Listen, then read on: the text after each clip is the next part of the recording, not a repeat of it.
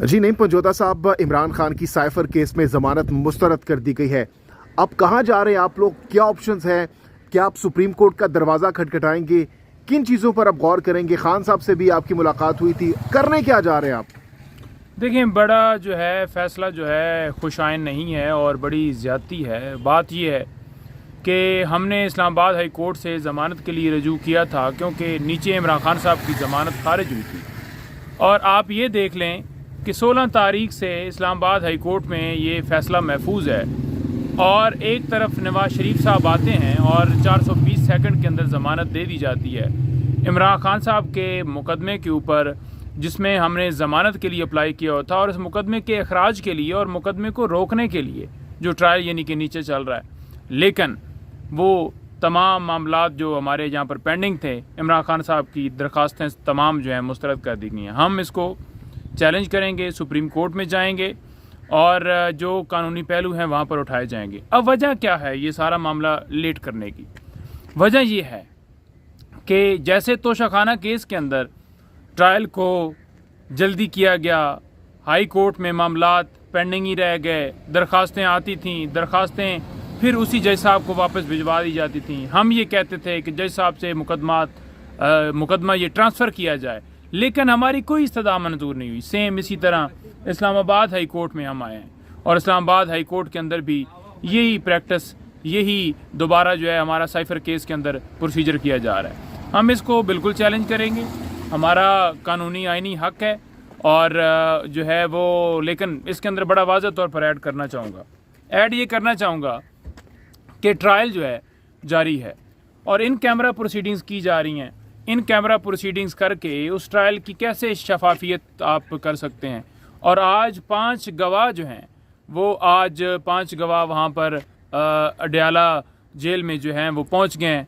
वो 5 गवाह जो हैं वहाँ पर अपनी गवाही देंगे। एक तरफ हम कह रहे हैं कि इसके अंदर प्रोसेस जो है वो मुकम्मल ही नहीं किया गया। वो कैसे मुकम्मल नहीं किया गया? लास्ट जो डेट थी 23 तारीख, उससे पिछली डेट 17 थी। अच्छा, उससे पिछली डेट के ऊपर अगर देखा जाए तो जब 9 तारीख को हम अदालत में पेश हुए हैं तो अदालत ने कॉपियां तकसीम करने के हवाले से, यानी कि कॉपियां देने के हवाले से हमें कॉपियां दी और हमने आगे से इनकार किया। अदालत ने कोर्ट के अंदर तो कह दिया कि ठीक है इन्होंने वसूल नहीं की, लेकिन जब हमने ऑर्डर देखा तो उसके अंदर ये था कि कॉपियाँ दे दी गई हैं और जब ये साथ ये भी लिखा हुआ था कि इन्होंने साइन नहीं किए। और अगर ये साइन अगली डेट के ऊपर भी नहीं करते तो ये तसव्वुर किया जाएगा कि इन्होंने साइन कर दिए हैं। बात ये है कि ऐसे थोड़ी मुमकिन है। हम उस ऑर्डर को इस्लामाबाद हाई कोर्ट में लेकर आए, लेकिन जब जज साहब ने ये देखा कि ये तो मामला ऊपर आ गया, उन्होंने उस चीज़ को कवर करने के लिए अगली डेट के ऊपर कॉपियाँ भी ले ली और फिर जो फर्द जुर्म के लिए 23 तारीख रख दी। अच्छा। फर्द जुर्म के लिए टोटल जो है वो 7 दिन चाहिए होते हैं। 6 दिन के अंदर अंदर उन्होंने कहा कि जनाब फर्द जुर्म लगाया जाएगा। अब फर्द जुर्म लग ही नहीं सकता क्योंकि केस है साइफर का। साइफर जो है रिकॉर्ड के ऊपर नहीं है। साइफर जो है ये है ना कि इमरान खान साहब ने साइफर चोरी किया है, लेकिन जब साइफर जो है वो उस चालान के साथ है ही नहीं तो केस कैसे चल सकता है आगे? लिहाजा वहाँ पर कोई जवाज़ नहीं है। ये बिल्कुल केस बोगस है, झूठा है, बाहर से धमकी मिली और जो प्राइम मिनिस्टर होता है उसकी सवाबदीद है कि वो कौम में जाए। और ये खान साहब से जब हमारी मुलाकात हुई कल भी, तो बाकायदा तौर पर उन्होंने ये बात दोबारा रिपीट की। उन्होंने कहा जी कि मैंने अवाम से वोट लिया है और मैंने कौम के पास जाना है, मैंने कौम के पास ही जाना है, मैं किसके पास जाना है? क्योंकि बाहर से धमकी मिली और ये कहा गया कि वज़ीर आज़म को हटा दो, तो मैं अपनी कौम को क्यों ना बताता? और डिक्लासिफाइड किया गया, कोड्स किसी के साथ शेयर नहीं किए।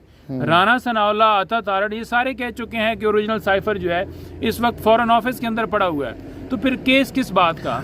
अच्छा नईम पंजोता साहब, अभी आपने कहा कि आप सुप्रीम कोर्ट का दरवाज़ा खटखटाने जा रहे हैं, तो किन ग्राउंड्स पर आप इस फैसले को चैलेंज करेंगे आज के? देखें, यही ग्राउंड जो आपके सामने मैंने बयान किए हैं कि ये साइफर है, केस बिल्कुल झूठा है। साइफर केस के अंदर है कुछ नहीं, ये सिर्फ और सिर्फ इमरान खान साहब को इस केस के अंदर रखने के लिए सारा किया जा रहा है। इसमें जो कंप्लेनेंट होना था वो होना था, फॉर एग्जांपल जी होता भी, क्योंकि साइफर इस फॉरेन ऑफिस के रिलेटेड मामला है तो फॉरेन ऑफिस होता, नहीं हुआ। फिर 1.5 साल के बाद ये FIR दर्ज की जा रही है, यानी कि वकूआ हुआ है 2022 में और 2023 में जाकर अगस्त में FIR 15 अगस्त को दर्ज की जा रही है और ऑफिशियल सीक्रेट एक्ट का इतलाक ही नहीं होता, क्योंकि अमेंडमेंट्स से बाद में हुई हैं और ये वकूआ पहले का है, और उसके ऊपर आर्टिकल 12 जो है वो बड़ा वाज़ेह है, लेकिन उसके बावजूद आप देख लें। अभी इस वक्त जब हम ये बात कर रहे हैं, समाज चल रही है अडियाला जेल में, उस हवाले से क्या ताज़ा तरीन डेवलपमेंट होने जा रही है? आज किन किन गवाहों को पेश किया जाएगा और ये केस कब तक वाइंड अप होता हुआ दिखाई दे रहा है आपको? देखें, जो इस हवाले से बात है ना जी, ये 5 गवाह इन्होंने पेश कर दिए हैं। अच्छा, एक तरफ वज़ीर आज़म जो है वो कह रहा है कि यूं धमकी मिली है और हुकूमत गिराई गई है। क्या उसकी क्रेडिबिलिटी है, या एक क्लर्क या असिस्टेंट डायरेक्टर या उसकी है जिसको ज़बरदस्ती उठाकर वहाँ पर कहा जाए कि आप आकर बयान दो? आज तक यानी कि 1.5 साल में हमने नहीं देखा कि कोई 28 गवाह पहले किसी ने किसी मीडिया के ऊपर या किसी जगह के ऊपर ये बात की हो। 5 महीने के बाद ये बात की जाती है कि साइफर गुम हुआ है। बात यह है कि जब केस यानी कि जुर्म इमरान खान साहब के ऊपर ये बनाते थे तो नेशनल सिक्योरिटी काउंसिल की मीटिंग्स 2 दफ़ा हुई। क्या उसमें ये बात हुई कि साइफर चोरी हुआ है? जब हुई नहीं उसमें बात, तो फिर यानी कि नवाज शरीफ साहब ने भी जब बैठ की तो फिर अचानक से बाद में ये कहा जाता है, क्योंकि बाकी केसेस जो हैं वो 200 के करीब उस वक्त टोटल तो नहीं बने थे, लेकिन 100 के करीब तो बन चुके होंगे ना। तो उस वक्त वो केसेस जो हैं उन्होंने देखा कि ये केस में तो जान नहीं है, क्योंकि ये सारे रिलेटेड हैं, 109 के रिलेटेड हैं, सारे रिलेटेड हैं, दफ़ा 144 के रिलेटेड हैं, तो इसमें जान नहीं बनती। तो सुप्रीम कोर्ट से कितने पुरुमीद हैं आप कि आपके हक में फैसला आ सकता है अब जब आप वहाँ पर जाएंगे? देखें, सुप्रीम कोर्ट से बहुत हमें उम्मीद इसलिए है क्योंकि आप ये देख लें कि जब कल खान साहब से मुलाकात हुई तो खान साहब को हमने बताया कि जो है मिलिट्री ट्रायल के हवाले से जो फैसला आया, तो खान साहब ने कहा कि ये बड़ा ज़बरदस्त आया। तो मतलब ये कि वो इमरान खान साहब हमेशा रूल ऑफ लॉ की बात करते हैं, लोगों के का मुकदमा, दुनिया का मुकदमा लड़ रहे हैं, तो उन्हें सारी चीज़ों का पता था कि फंडामेंटल राइट्स की वॉलेशन है कि कैसे जब सिविलियन कोर्ट्स मौजूद हैं और दूसरा निज़ाम पूरा मौजूद है तो एक जो है वहाँ अदालतों में, फ़ौजी अदालतों में जाकर ट्रायल जो है कंडक्ट किया जाएगा और उसके अंदर शफाफियत होगी और कुछ बात। अच्छा, और इसके अलावा अब मज़ीद कौन से केसेस में खान साहब के लिए मुश्किल पैदा हो सकती है आने वाले दिनों में, अगर साइफर केस में रिलीफ लेट्स सपोज मिल भी जाता है?